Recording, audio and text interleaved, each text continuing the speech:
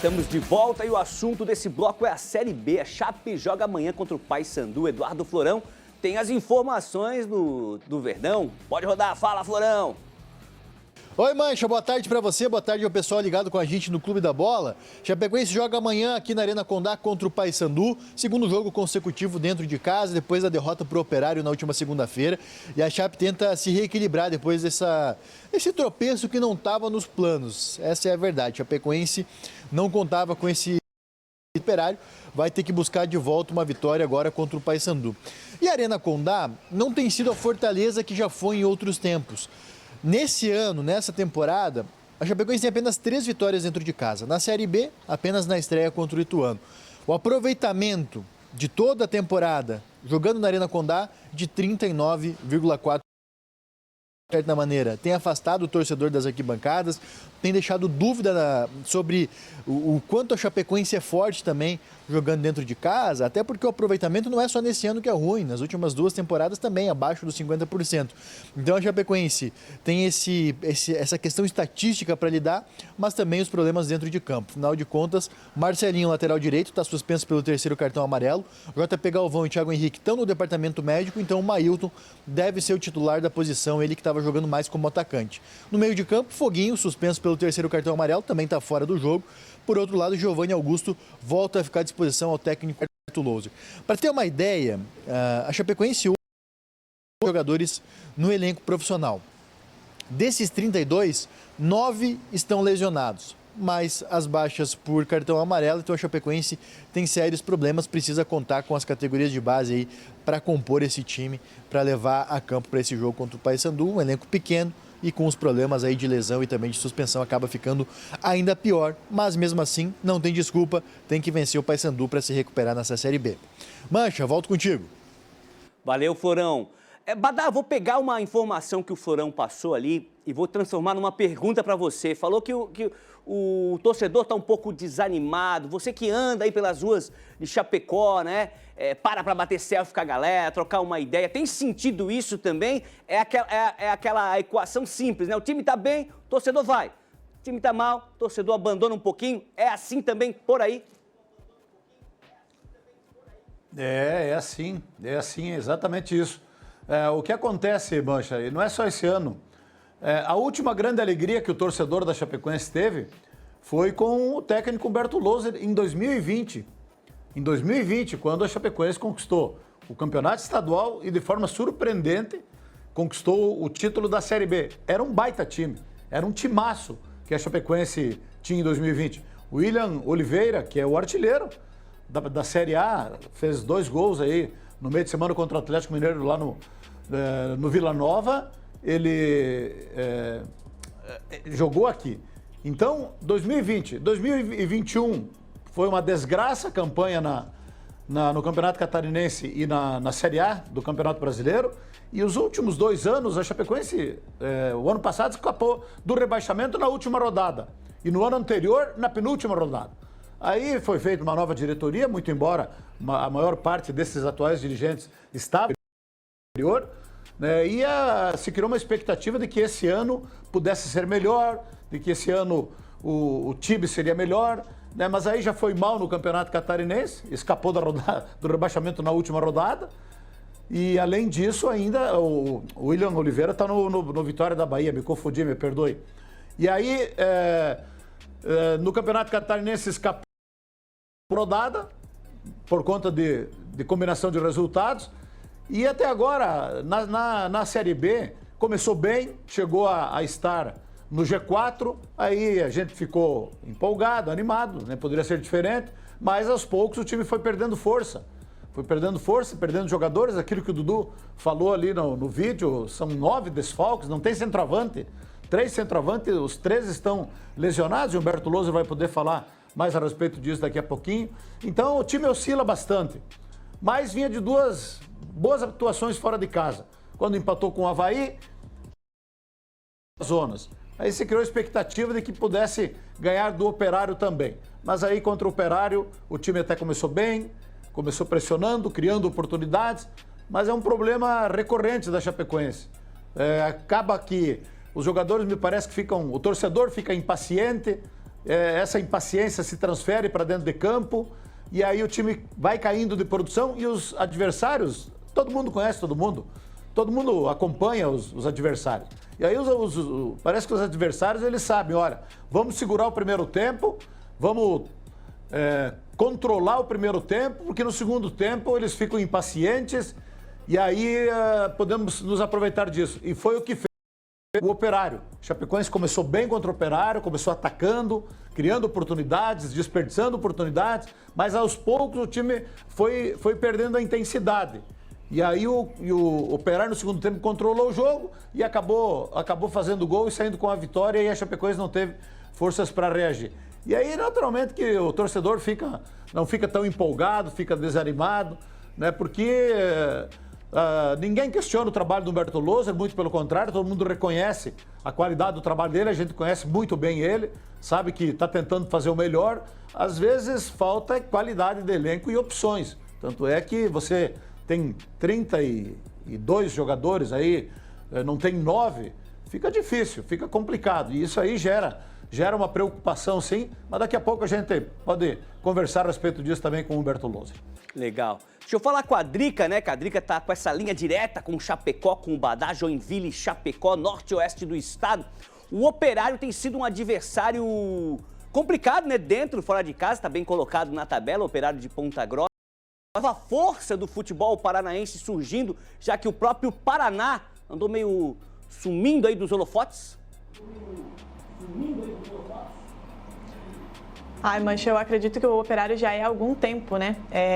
O Operário de Ponta Grossa vem se estruturando há algum tempo. Não é surpresa para quem é do Paraná ou para quem acompanha o futebol paranaense, ali o campeonato estadual e as campanhas do Operário nos últimos anos no âmbito nacional, essa boa colocação e principalmente essa estabilidade do Operário. Como eu falei, duração administrativa, a torcida pega muito junto, acaba pegando Ponta Grossa e algumas cidades da região. Eu tenho inclusive amigos que são de Curitiba que vão até Ponta Grossa para assistir o Operário, então é um time que tem a simpatia de toda a região.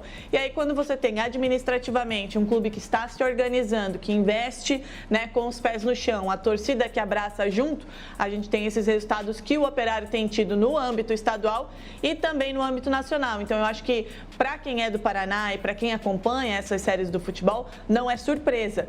O Operário tem feito frente, inclusive, né, para os grandes aí do Paraná, como você mencionou, o Paraná Clube vive situação delicada. Eu acho que o Paraná e o Jack, inclusive, acabam sendo se equiparam, né? Vivem as mesmas situações financeiramente muito complicadas, né? A torcida é muito apaixonada, mas faltam os resultados e o Operário surge, sim, como uma grande força, não só no futebol paranaense, como a gente tem visto aí o desempenho nessa Série B. Então, não é uma surpresa. E eu vejo mais como organização e essa questão da torcida abraçar. Aconteceu com o Criciúma, por exemplo, que hoje está na Série A, né? Naquela fase ruim de cair, inclusive, para a Série B do Campeonato Catarinense. A torcida, mais uma vez apaixonada, abraçou o clube administrativamente. A gente tem o Criciúma na Série A, campeão, bicampeão catarinense. Então, o Operário vem nessa... Né, dadas as devidas proporções, nesse mesmo embalo de torcida, comunidade, administrativamente organizado, e aí o reflexo fica dentro de campo. Legal, Drica. Tivemos um encontro catarinense na Série B, Brusque e Avaí, no meio da semana, e o Gemerson, já pro meio campo do Brusque, já projeta o próximo confronto. Fala aí, Gemerson. Acho que estamos preparados, fizemos uma semana muito intensa, né? Conseguimos bater os números aí que o professor queria em relação à GPS. Estamos recuperando bem, né, nessa sequência que é muito difícil. Esperamos ir lá para Itu, um grande jogo, se Deus quiser, voltar com essa vitória aí para a gente poder respirar na competição. Com certeza, melhorou bastante, né, a questão da entrega, da competição. Acho que ele conseguiu aguçar isso nos atletas e acho que tem tudo para dar certo daqui para frente. A gente espera poder fazer uma boa competição aí. Consequentemente, as vitórias vindo, nós vamos estar ganhando mais confiança para seguir na competição. Tá aí, Cacá Oliveira, o Everson também pode participar desse bate-papo. Na sequência, o Jorge e o Fábio vão falar do Avaí, mas falando desse jogo do meio da semana ainda, um pontinho para cada lado, né? A torcida ficou decepcionada, Cacá? Mancha, o Brusque está fazendo uma campanha muito difícil, né? O Brusque tem sofrido muito, ficou muito tempo sem vencer e entrou na zona de rebaixamento e estava afundado. Só não foi pior porque o Guarani está vivendo um momento pior que o Brusque. Mas na sequência como mandante no Gigantão contra Ceará e Avaí, eu acho que o Brusque imaginou que teria pelo menos uma vitória nesses 2 jogos e talvez 4 pontos fosse uma pontuação aceitável, né? O jogo foi bem ruim quarta-feira, tinha muito mais torcida do Avaí do que a do Brusque, foi pouco mais de 1.500 torcedores. A curva do Gigantão, até falando aqui no BG de Itajaí, eu comentei que o Gigantão virou a ressacada, porque ali atrás parecia ressacada. Então, o Avaí praticamente jogou com a sua torcida, né? O torcedor do Brusque ficou espalhado, a organizada no lado ali da arquibancada descoberta e a maior parte ficou na coberta. Então, mas o gramado do Gigantão não ajudou e acho que até o Brusque merecia a vitória. O Avaí não estava inspirado e não conseguiu uma boa vitória, mas acho que para o Avaí foi interessante esse pontinho. Para o Brusque ficou com o sentimento de que, poxa, se a gente tivesse vencido, a gente ia sair da zona de rebaixamento. Era a chance de respirar. Mas, diante das dificuldades e de muitos desfalques, o Brusque tem muita gente no departamento médico também, eu acho que foi muito bom esses 4 pontos. Vitória contra o Ceará e o empate com o Avaí. Na sequência, o Brusque vai ter o Ituano em Itu, que é confronto direto, os 2 estão na zona de rebaixamento, e depois é o CRB fora. São 2 jogos fora contra times que estão brigando contra o rebaixamento. Foi uma semana importante para o Brusque recuperar a moral e tentar buscar fora os pontos, que talvez ele escapou contra o Avaí, porque dava para ter vencido o Avaí na quarta-feira, mas 4 pontos foi bom. O Brusque vai ser isso, ele vai brigar até o final contra o rebaixamento e é tentar ser e buscar pontos. Eu acho que o Luizinho já conseguiu deixar o Brusque competitivo. São 2 jogos que ele não foi vazado. Isso é importante, o Brusque estava tomando muitos gols. Então, acredito que o Brusque deve melhorar e se vencer hoje à noite, sai da zona de rebaixamento e aí pode ter uma temporada tranquila. Legal. Emerson, o Brusque ainda paga esse carnê de atuar fora de casa durante todo esse tempo. Tá perto de voltar para casa, né? Para casa, entre aspas, porque é o Augusto Bauer, mas ainda paga esse carnê? Paga. Estava acostumado a jogar no Augusto Bauer. Isso faz falta sim, com certeza, o calor da torcida. A gente vê que o torcedor, falamos até semana passada aqui no Clube da Bola, ele não abraçou o Brusque, porque eu ratifico, é perto, Brusque e Itajaí. Mas a gente sabe da dificuldade, deslocamento, à noite, pegar a estrada, tem o custo, não está fácil para ninguém. Enfim, dá para entender. Mas olha o que faz uma vitória contra o Ceará. Você já viu um Brusque diferente em campo contra o Avaí. E pela edição, pelos melhores momentos, pelo relato até do Kaká, mais a miúde, mais de perto, porque estava lá no estádio Dr. Estilo Luz, olha, o Brusque ficou muito, mas muito próximo de vencer esse jogo. Teve um lance ali no final que o jogador perdeu na cara do gol, subiu demais na hora da batida, na hora da finalização. Mas tudo é astral, a recuperação da confiança, que veio depois daquela vitória contra o Ceará em Itajaí e faltou muito pouco. Mas eu acredito sim agora numa recuperação. Tomara que quando voltar a atuar no Augusto Bauer, o Brusque esteja fora, longe dessa zona de rebaixamento, Mancha. Legal. Temos também a provável escalação, né, do Brusque aí para entrar em campo. Deixa eu... Vamos botar aí o Brusque tá aí, ó. Matheus Nogueira no gol, o Everton Alemão e o Wallace, experiente Wallace, formando ali a dupla de zaga. Matheus pivô na direita com o Marcelo na esquerda. O Marcos Serrato, o Rodolfo Potiguar e o Gemerson no meio campo. Na frente tem o Diego Tavares, o Olávio e o Paulinho Mocelin. Essa a equipe do técnico Luizinho Vieira, Kaká? Provavelmente, Mancha. Eu gostei muito do Paulinho Mocelin na quarta-feira. Acho que ele entrou bem. São jogadores que estão se recuperando de lesão. O Brusque tem recebido reforços do departamento médico, mas também perde outros jogadores. O Alex Sua, por exemplo, está lesionado também. Mas deve ser esse o time hoje à noite. Faltou comentar, na quarta-feira o Ronaldo Henrique foi expulso do Avaí. O Brusque não conseguiu aproveitar até a vantagem numérica nos 10, 15 minutos finais de jogo. E realmente vocês lembraram ali, a gente passou a imagem, foi a melhor chance ali no finalzinho. O Elisson acabou isolando.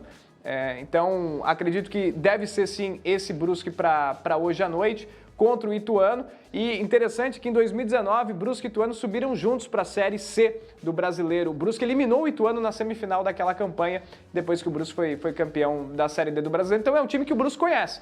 E o Ituano foi rebaixado no Paulista, está fazendo uma campanha bem ruim em 2024. É uma chance também de o Brusque conseguir um bom resultado em Itu hoje à noite. Legal, Kaká. Falar do Avaí também, né, que foi o adversário do Brusque. Entre os catarinenses é o que está melhor colocado na tabela. E o Zé Ricardo, volante do Leão, conversou com a imprensa após o empate em 0-0 lá em Itajaí. Fala, Zé Ricardo.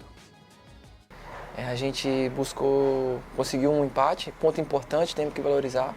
Mas claro que a gente sempre quer vencer os jogos, né? Foi bem legal a presença do torcedor, né, no estádio. Acho que é o nosso 12º jogador. Está sendo bem legal o apoio que a torcida tem nos dado e a gente tem um campeonato longo, né? Um campeonato longo e continuar trabalhando forte, com muita humildade, né? Procurando evoluir, né? Eu tenho que melhorar, os companheiros também procurando evoluir, para a gente poder estar sempre uma equipe forte, uma equipe que compete, que busca as vitórias, para a gente conquistar o objetivo maior, né?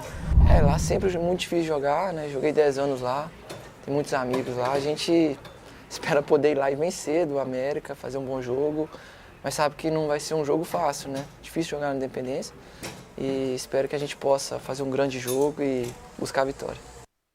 Legal, palavras do Zé Ricardo, o Fábio Machado, o Jorge também vai participar. Fábio, pergunta dupla, curtes o futebol do Zé Ricardo? E a segunda pergunta é a seguinte, o que não deu certo lá em Itajaí pro Gilmar? Manteve a invencibilidade, mas pro Gilmar soma mais 3 pontinhos. O Zé Ricardo é um bom jogador, só que ele oscila muito durante a partida, né? Vocês lembram contra a equipe do Guarani, ele deu assistência primorosa e depois foi lá, numa bobagem, acabou cedendo o gol pro Guarani. Nesse jogo, ele falou ali que tem que melhorar, tem sim. No primeiro tempo, ele errou 2 passes de 3 metros, ele conseguiu, assim, no mesmo posicionamento, errar o passe. Então, mas é assim, ó, mas olha o cruzamento que ele fez aí nessa bola no travessão. Então, ele é um jogador que oscila muito, precisa de mais regularidade.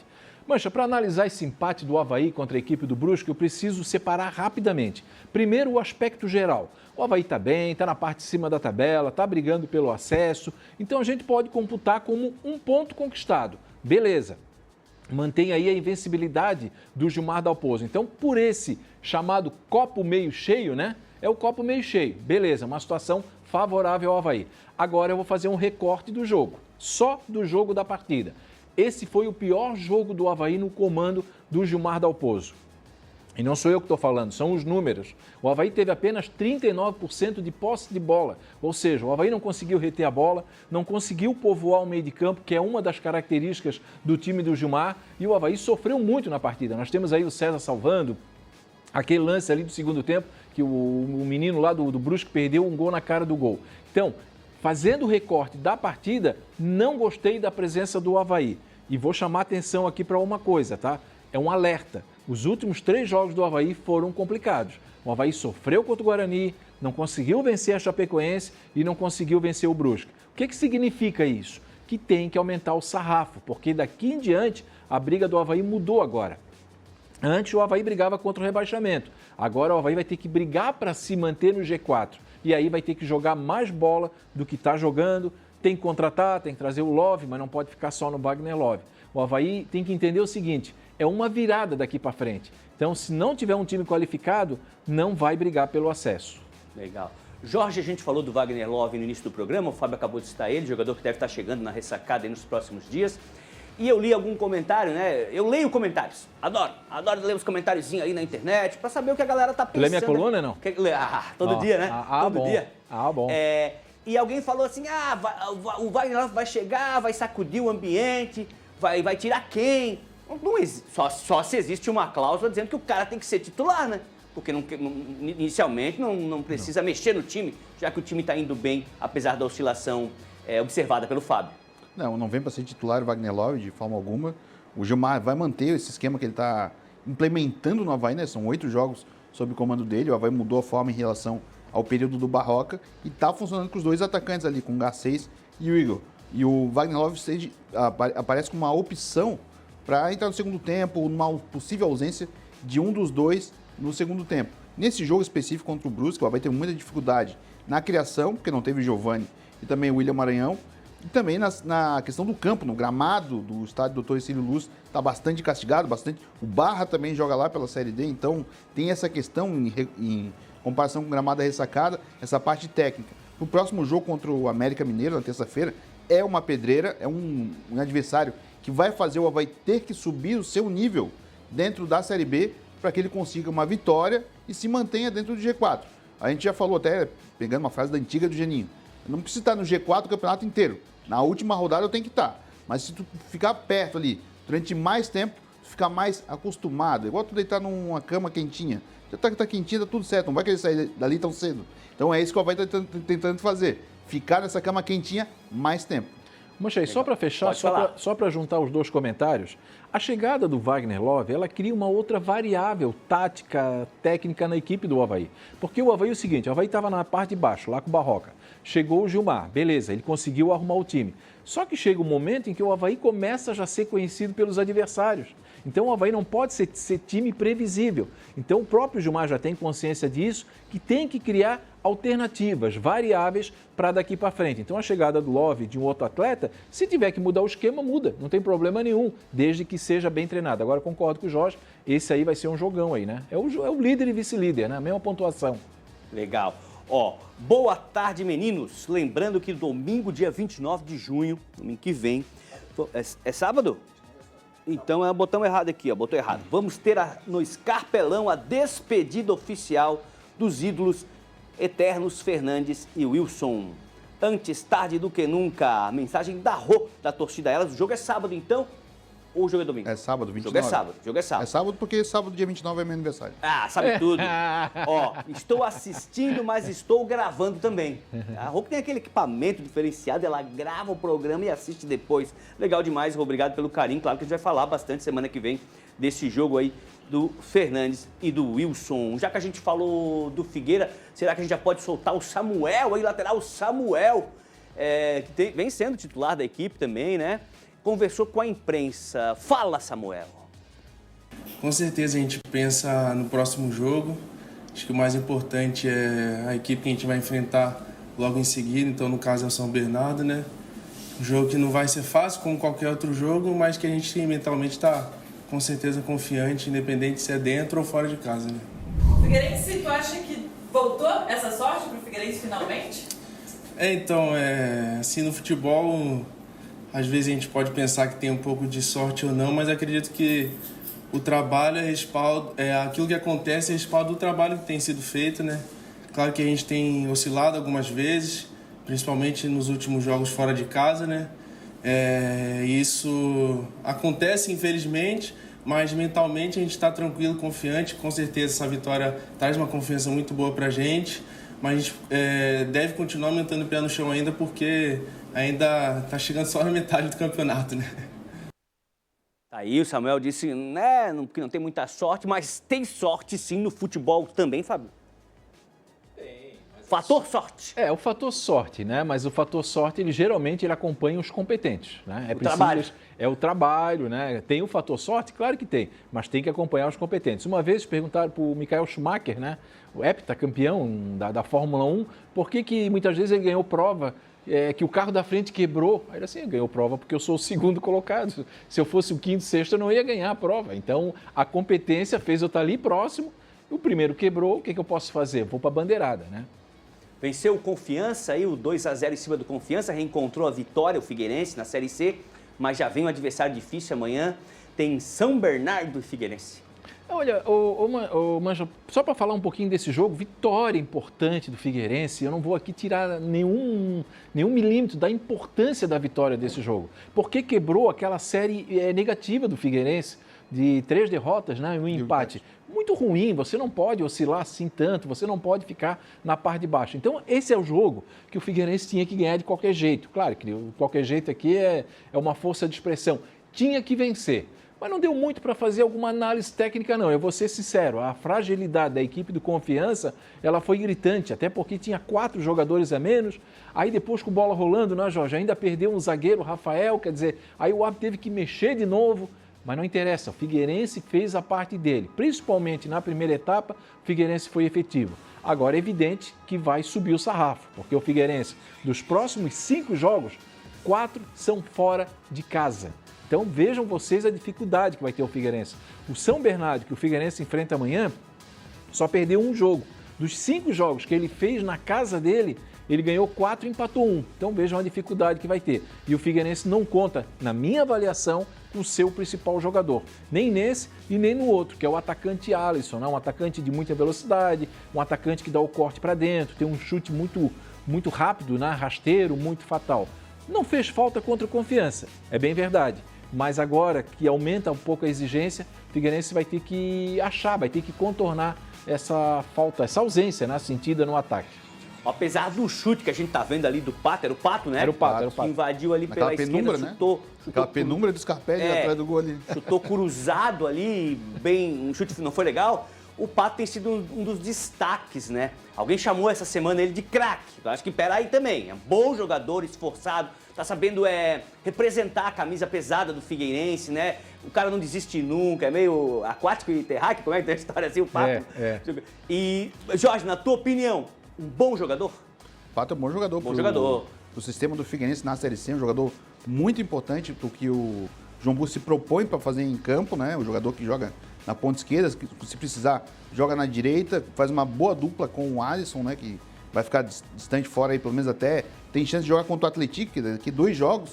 Então, o Pato é um jogador muito interessante nesse contexto da Série C do Figueirense. Não é um craque. Quem falou de craque aí, eu acho que não estava puro. Não. Mas eu acho que para craque falta um pouco. Não. No Figueirense é importante para o torcedor também ficar ciente. O Figueirense joga agora com Confiança, depois vai jogar na outra quarta-feira, já em julho, contra o CSA também, fora de casa. O CSA que tem o nosso querido Bonatelli, que foi dirigente do Paraná Clube, agora ele assumiu lá na direção de futebol do CSA. E depois, no fim de semana, aí sim, vai jogar aqui na capital contra o Atlético, que também está lá em cima. Então a régua do Figueirense tem que subir. E esse período ali, esses 4 jogos que foram de resultados ruins, depois dessa vitória do Confiança, o Figueirense está mais perto, o Figueirense fazer mais 14 pontos. Faltam 10 jogos, é 14 pontos para ficar entre os 8. Ficar em primeiro e oitavo dá a mesma coisa, não tem essa necessidade de ficar lá no topo. Tem que ficar do mínimo em oitavo. E aí depois é um outro campeonato. E aí, ali setembro, se não me engano setembro, libera o transfer ban. E aí sim, o Figueirense vai ter que trazer gente.